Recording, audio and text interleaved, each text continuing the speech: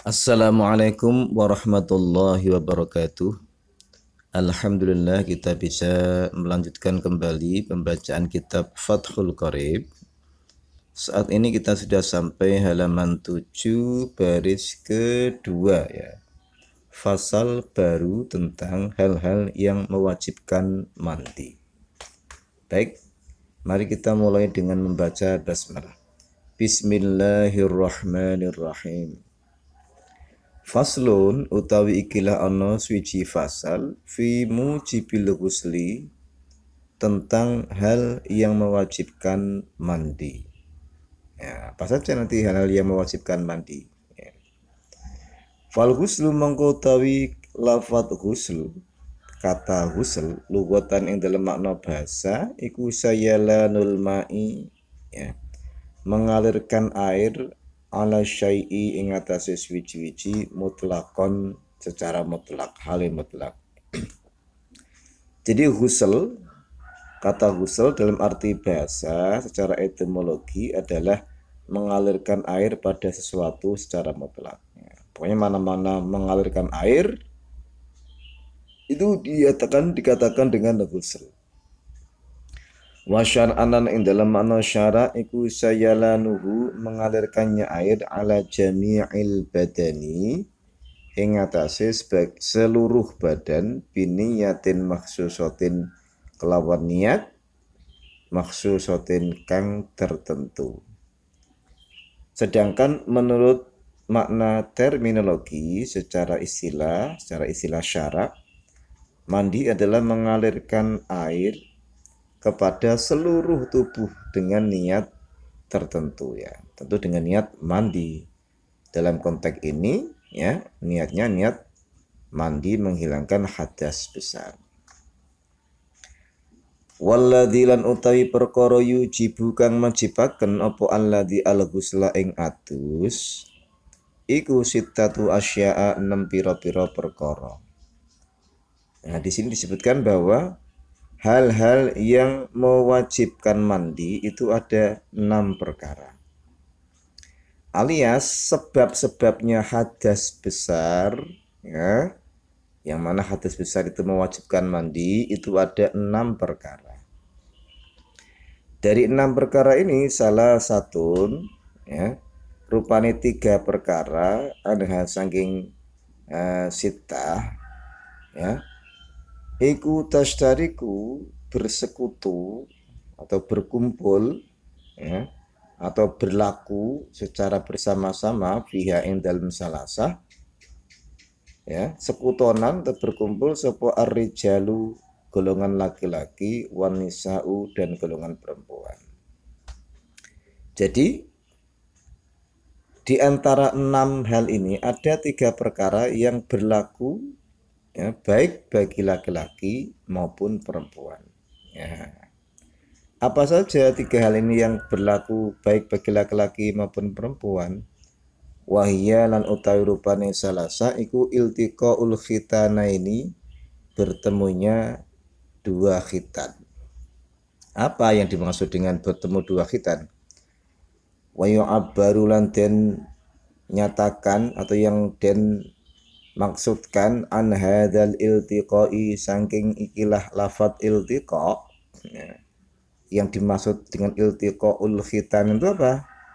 Bi'ilaji hayyin ya, kelawan memasukkannya ya, seseorang laki-laki yang hidup wadhihin tur jelas kelaminnya, jelas kelaki-lakiannya, ghayyaba kang ngeblesaken atau kang memasukkan kang menenggelamkan si hayyin wadhihin ini, si laki-laki yang jelas ini, hasyafata zakari ing hasyafah zakarnya, ing bagian ujung ya, ujung atasnya zakar. Hasyafah zakar itu bagian yang disunat atau gampangnya ya helmnya zakar itu ya, helmnya zakar itu ya. Minhu ya, saking si hayyin wadhihin mau, saking si orang tadi, au qadruha atau memasukkan kadarnya atau kira-kiranya hasyafah min maktu'iha saking orang yang terputus hasafahnya. Memasukkan fi farjin dalam sebuah farji atau ke sebuah farji. Jadi sebab yang pertama adalah iltiqaul khitanain, yakni ya bertemunya kelamin, dua kelamin. Yang dimaksud dua kelamin di sini adalah apabila ada seorang laki-laki memasukkan hasyafah zakarnya atau helm zakarnya atau kira-kiranya helm zakarnya bagi orang yang tidak punya helm zakar, tidak punya hasyafah, memasukkan kemana? Ke farji atau ke ya, lubang apa ya? Lubang kelamin atau lubang dubur. Ini nanti bahasanya agak luas. Artinya mana-mana ada seorang yang memasukkan alat kelaminnya, walaupun tidak seluruhnya ya, hanya khasafahnya saja, bagian atasnya saja, bagian helmnya saja, ke farji, ya, baik itu mengeluarkan sperma atau tidak mengeluarkan sperma, itu hukumnya berhadas besar dan wajib mandi. Saya tegaskan lagi ya, walaupun hanya helmnya tok yang masuk, baik itu keluar sperma atau tidak keluar sperma, hukumnya berhadas besar dan wajib mandi.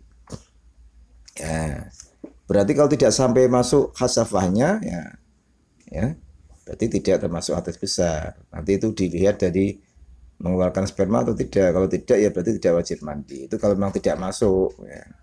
Tapi kalau masuk hanya masuk khasafahnya tok, itu sudah dihitung berhadas besar walaupun tidak mengeluarkan sperma atau mani.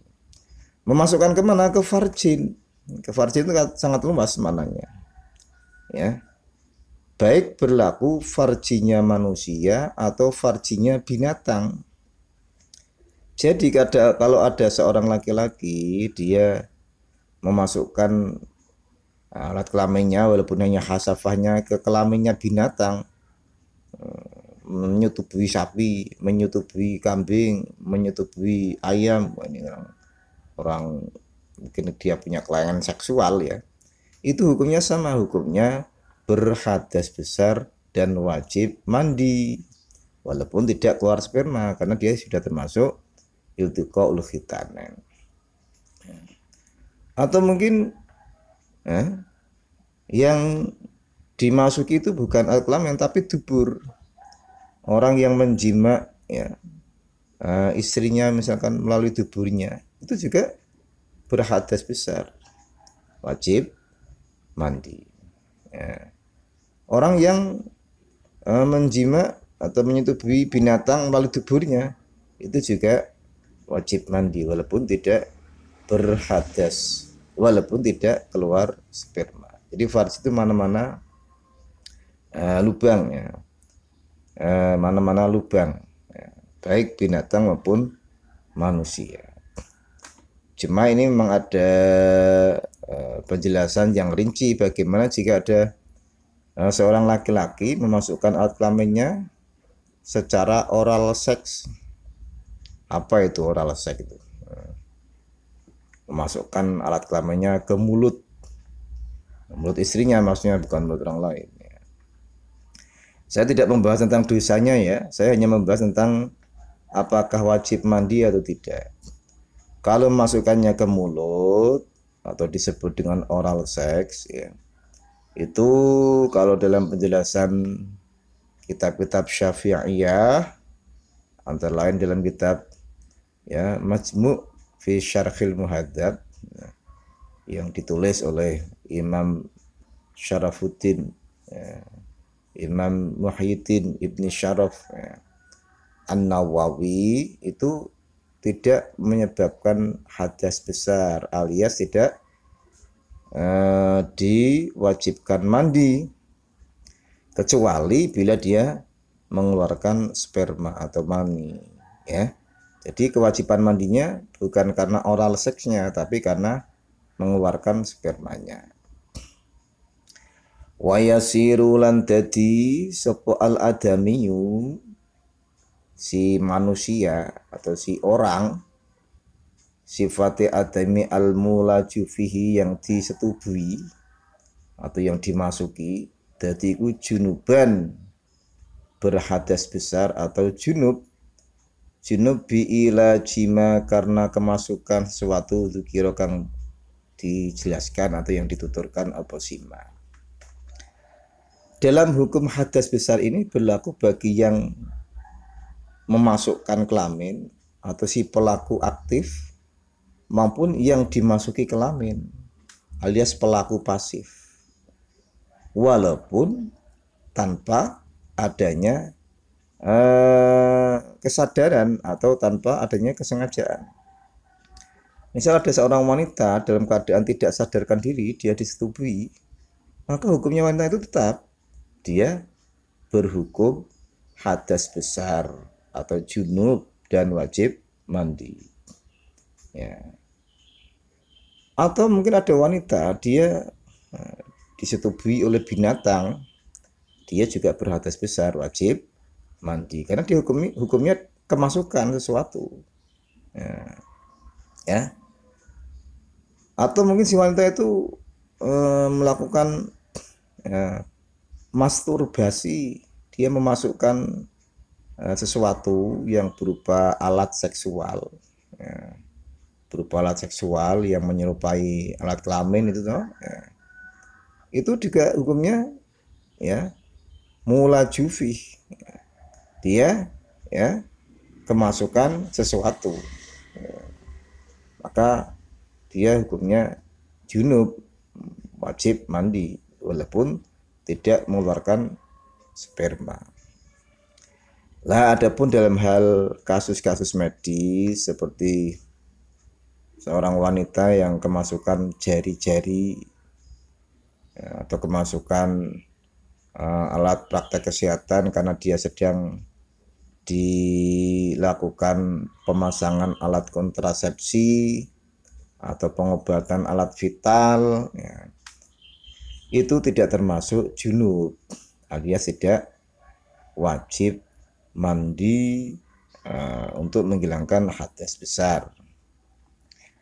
Wa ammal mayitulan anapun utawi si mayit iku fala yu'adu mongko tidak diulang apa ghusluha memandikannya si mayit bi'ila jinfihi karena kemasukan sesuatu atau karena disubui atau dimasuki kelamin. Jadi kalau ada laki-laki misalkan istrinya meninggal karena saking cintanya dengan istrinya, setelah istrinya itu dimandikan, dikafani, si laki-laki itu menyetubui istrinya yang sudah meninggal tadi, menyetubui mayat istrinya. Maka yang menyetubui mayat itu tetap mandi. Ya. Di menyetubui mayat itu hukumnya tetap berhadas besar dan wajib mandi. Sedangkan mayatnya itu tidak wajib dimandikan ulang. Nah, ini berlaku bagi laki-laki maupun perempuan. Termasuk ada seorang wanita, suaminya meninggal karena cintanya dengan suami, ya. Setelah suaminya itu dimandikan, dikafani, ya, ia memasukkan alat kelamin suaminya itu ke dalam farjinya. Maka si wanita tadi hukumnya berhadas besar atau junub wajib mandi. Nah, mayat si suami tidak perlu dimandikan ulang. Ya, ya walaupun barang mati kan, ya, tetap hukumnya berhadas besar. Nah, karena tadi hukumnya al-mulaju fihi ini ya, disengaja tidak disengaja ada syahwat, itu ada syahwat, ya, itu tetap hukumnya berhadas besar. Wa ammal khunsa lan anapun utawi banji yang bagaimana al-muskilu yang muskil di sini yang mempunyai dua alat kelamin, ya. Bukan banji karena karakternya. Kalau banji karena karakternya itu pasti punya kelamin, ya. Tapi di sini betul-betul muskil, betul-betul yang mempunyai dua alat kelamin. Ya. Fala ghusla mongko ora ana wajib adus iku maujud alaihi ing atase banci muskil bi ilaji hasyafatihi kelawan sebab memasukkannya hasyafahnya atau ujung kelaminnya si muskil walalan ora uga ana wajib adus juga tidak wajib mandi biilajin karena sebab kemasukan fi kubulihi di dalam kelaminnya si unsa muskil. Nah, ini dalam hal banci yang muskil yang mempunyai dua alat kelamin ya. Ini dia andekan memasukkan satu alat kelaminnya ya, ke farji orang lain ya. Satu alat kelaminnya ke farji orang lain ini tidak wajib mandi. Karena apa? Karena dua alat kelaminnya itu kan meragukan semua ya. Demikian pula si banci itu kemasukan alat kelamin orang lain satu tok juga tidak wajib mandi karena dianggap dua alat kelaminnya itu meragukan. Maka syaratnya harus dua-duanya melakukan aktivitas ilaj atau melakukan aktivitas seksual. Misalkan si banci tadi alat kelamin jantannya dimasukkan ke farji, sementara farjinya si banci tadi kemasukan hasyafah atau kemasukan zakar walaupun berupa alat seksual. Jadi dua-duanya mengalami aktivitas seksual bareng. Nah ini berarti dia wajib mandi, dihukumi berhadas besar ya. Lah kalau ada seorang muskil, dia kan punya dua alat kelamin tuh ya. Alat kelaminnya yang jantan dimasukkan ke farjinya sendiri ya. Nah berarti itu termasuk dua alat kelamin mengalami aktivitas seksual, maka itu dihukumi hadas besar dan wajib mandi ya. Itu tentang khungsa al-muskil, banci yang betul-betul muskil, yang betul-betul mempunyai dua alat kelamin. Wa minal mustaraki lan iku setengah saking mustarak ya. Hal yang dimana berlaku bagi laki-laki dan perempuan. Ingzalu ay khurujul mani utawi keluarnya atau metunya ya, mani atau sperma. Min syahsin saking wong swiji bi ghairi ilajin kelawan tanpa persetubuhan, kelawan tanpa persenggamaan. Wa in qallalan senajan anane sperma, wa in qallalan senajan sithik apa almaniu sperma kekotrotin kaya satu tetes. Walau kanat lan senajan ono apa si kotroh mau ala launid dami ngatasi warna darah. Walau karena senajan ono apa al khariju sperma yang keluar mau bijimain kelawan sebab persetubuhan au ghairihi utawa kelawan sebab sakliyane persetubuhan fi yaqdatin ing dalem sadar, ing dalem keadaan sadar au naumin utawa ing dalem keadaan tidur bisyahwatin kelawan nafsu syahwat au ghairihi atau selain nafsu syahwat min tariqihi ya, dengan caranya keluarnya mani al-mu'tadi yang lumrah, yang normal, yang biasa au ghairihi utawa dengan cara yang tidak biasa. Kaaning kasara seperti pecah ya, atau seperti rusak ya, pecah apa sulbuhu kantong spermane si syakhs mau, seseorang mau fakharajan limatu apa manihu spermanya si syakhs. Ya, akan kita jelaskan di sini. Jadi sebab yang kedua yang mewajibkan mandi adalah keluarnya sperma dari seseorang. Walaupun keluarnya sperma itu tanpa proses persetubuhan atau tanpa proses bertemunya alat kelamin. Contoh misalkan orang bermimpi ya, mengeluarkan mani itu wajib mandi. Orang melakukan onani ya, alat kelaminnya digosok-gosok atau dilakukan proses sentuhan fisik sehingga mengeluarkan mani, sperma, itu wajib mandi. Ya. Walaupun keluarnya hanya sedikit, ya, hanya 1 tetes, tetap wajib mandi. Walaupun sperma yang keluar itu wujudnya berwarna merah seperti darah, wajib mandi. Ya. Ingat-ingat ya, itu berlaku bagi semua keluarnya sperma, baik karena jima, karena persetubuhan, maupun karena selain persetubuhan.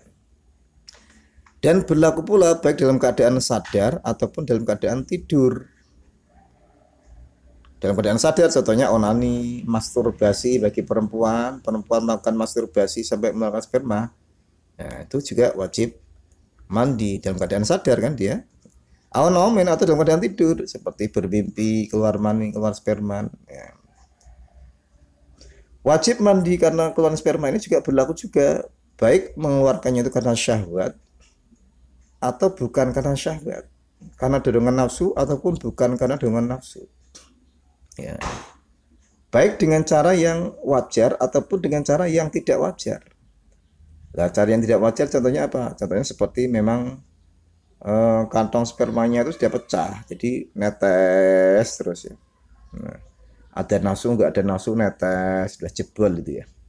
Ya, bendungannya sperma udah jebol itu, netes terus ya. Ini juga tetap termasuk ya mewajibkan mandi walaupun keluarnya sperma itu tidak normal atau tidak wajar ya. Itu mewajibkan mandi karena khurujul mani, karena keluarnya sperma. Ya, sangat luas ini jabarannya ya. Pokoknya mana-mana keluar lah ya. Caranya wajar, tidak wajar, dengan nafsu atau tidak nafsu, pokoknya mana-mana keluar, hukumnya wajib mandi. Wa minal mushtarakilan iku setengah saking mushtarak ya. Sebab yang dimana berlaku bagi laki-laki maupun perempuan, al mautu utawi mati, illa kecuali fi syahidi dalam mati syahid. Yang ketiga adalah karena sebab mati, kecuali matinya syahid. Mati syahid di sini adalah mati syahid dalam kesyahidan dunia dan akhirat, atau kesyahidan dunia saja, mungkin di akhiratnya kan wallahu alam ya. Yaitu orang yang mati dalam jihad, dalam ma'rakah, dalam qital fisabilillah. Ya. Itu tidak wajib dimandikan, ya langsung saja dikuburkan. Disolati tidak, ya tidak disolati. Karena apa? Syaratnya disolati itu kan dimandikan. Karena tidak dimandikan, ya langsung dikuburkan saja. Ya. Satu, orang yang mati syahid karena qital fisabilillah, jihad fisabilillah. Yang kedua, orang yang mati karena sedang melakukan ihram, baik ihram umroh maupun ihram haji, itu tidak dimandikan, langsung dikuburkan saja. Nah, definisi-definisi jihad yang termasuk jihad fisabilillah, qital dan ma'rakah yang termasuk fisabilillah itu apa? Nanti akan dijelaskan dalam babul jihad ya. Babul jihad ya. Nah, kalau orang demonstrasi kok mati, apakah itu termasuk syahid? Nah, saya pikir tidak itu ya, karena itu ya, menentang pemerintah yang sah, itu bukan termasuk qital fisabilillah. Ya. Jadi 3 hal ini ya yang harus kita ingat-ingat. 1, iltiqaul khitanen, 2, khurujul mani, 3, mati syahid. Nanti akan kita lanjutkan 3 hal yang mewajibkan mandi yang hanya berlaku bagi perempuan ya. Wallahu a'lam bishawab. Wassalamualaikum warahmatullahi wabarakatuh.